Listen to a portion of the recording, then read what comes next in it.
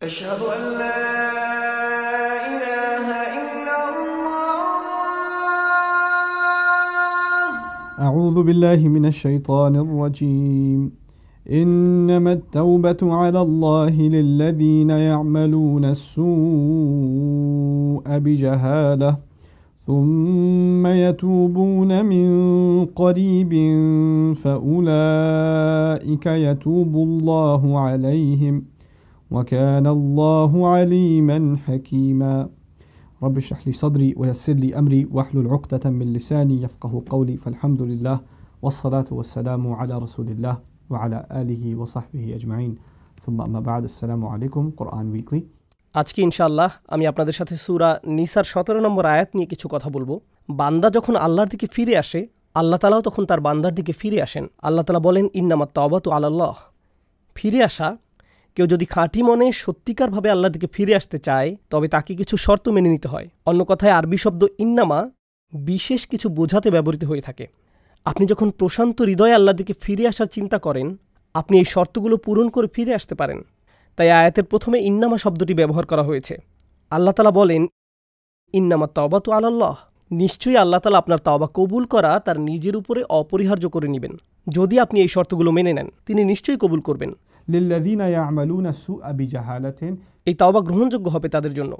এই তাওবা গ্রহণযোগ্য হবে তাদের জন্য যারা কুৎসিত, ঘৃণ্য, জঘন্য পাপ কাজ করে। এই সবগুলোই সু এর অর্থ হিসেবে ব্যবহৃত হতে পারে। আর বিজাহালাতিন অর্থাৎ অপ্রতিরোধ্য আবেগের বশবর্তী হয়ে, যেমন কুকর্মে প্ররোচনা, রাগের বশবর্তী হয়ে, হতাশার আগুনে পুড়ে, অথবা এমন কোনো শক্তিশালী মানবিক অনুভূতি যা ওই মুহূর্তে আপনার উপর বিজয়ী হয়েছিল, তারপর তারা ওই পাপ কাজে লিপ্ত হয়ে পড়েছে। এটা হলো জাহালা। আপনার অলসতা এক ধরনের জাহালা। আপনার ফজরের নামাজ বাদ যাচ্ছে শুধু আপনার অলসতার জন্য। আপনার ক্রোধ এক ধরনের জাহালা, যখন আপনি আপনার পিতামাতার উপরে নিজের কণ্ঠকে উঁচু করেন। আপনার চোখের সামনে যখন কোনো খারাপ ছবি আসার পরেও আপনি টিভির চ্যানেল পাল্টাতে পারেন না, বুঝে নেবেন সেটাই জাহালা। আল্লাহ তাআলা বলেন বান্দা যখন নফসের প্রতারণার শিকার হয়ে খারাপ কাজ করে ফেলে, তারপর নিজের মনে ওই কৃতকর্মের জন্য অনুশোচনা জাগে, সুম্মা ইয়াতুবুনা মিন করিব। প্রসঙ্গক্রমে এখানে লক্ষণীয় বিষয় হলো সু শব্দটি একবচন, সুম্মা ইয়াতুবুনা মিন করিব এটি বহুবচন না। পাপ কাজটি করার সাথে সাথেই তারা আল্লাহর দিকে ফিরে আসে। পাপে জড়িয়ে পড়লে নিজেকেই আপনার নোংরা মনে হয়, নিজের প্রতি বীতশ্রদ্ধ হয়ে পড়েন, ক্রোধে ফেটে পড়েন, অথবা কখনো কখনো আশাহত হয়ে বলে ফেলেন আমার সব আশা শেষ হয়ে গেল, আল্লাহর কাছে ফিরে গিয়ে কী লাভ। কিংবা ভাবেন এখন আর তওবা করে কী লাভ হবে, এখন তো আল্লাহর সাথে কথা বলার কোনো অবস্থাই নেই আমার। খুবই বিব্রতকর অবস্থা। আল্লাহ বলছেন এটা তওবা না। সত্যিকারের তওবা হলো যখন আপনি সিদ্ধান্ত নিয়েছেন আপনি আল্লাহর বিধান সজ্ঞানে আর লঙ্ঘন করবেন না, অথবা প্রকাশ্যে বা আপনার লাইফস্টাইল হিসেবে আর আপনি পাপ কাজে জড়াবেন না। তাই বলে আপনি তো ফেরেশতা না। মানুষের ভুল হতেই পারে। আবার ভুল হলে সাথে সাথে আপনি আল্লাহর কাছে বিনম্র চিত্তে ফিরে আসুন, আল্লাহর কাছে ফিরে আসুন। সুম্মা ইয়াতুবুনা মিন করিব। তারপর আল্লাহ বলেন ফাউলাইকা ইয়াতুবুল্লাহু আলাইহিম। এবং তখন আল্লাহ আপনার দিকে ফিরে আসবেন এবং আপনার তওবা কবুল করবেন। আমার ও আপনার জন্য কথাটা অত্যন্ত গুরুত্বপূর্ণ। আমরা কখনো তওবা থেকে নিজেদের বিমুক্ত রাখতে পারবো না, কারণ আমরা কখনো গুনাহ থেকে মুক্ত হতে পারি না। প্রতিদিন আপনার জীবনে এমন কিছু ঘটবে যার জন্য আপনি অনুতপ্ত হবেন। মনে রাখবেন সত্যিকার মুমিন তারাই যারা তাদের ভুলগুলো বুঝতে পারে। পাপ থেকে সর্বতরূপে বেঁচে থাকা অসম্ভব, কারণ খারাপ কিছু আমাদের সাথে যে কোনো সময় হতে পারে। কিন্তু যখন মুমিনদের জীবনে খারাপ কিছু ঘটবে, খারাপ কিছু করে ফেলবে, সময়ক্ষেপণ না করে আল্লাহর দিকে ফিরে আসবে। আর আল্লাহ তাআলা আপনার তওবা কবুল করা তো নিজের উপর অপরিহার্য করে নিয়েছেন।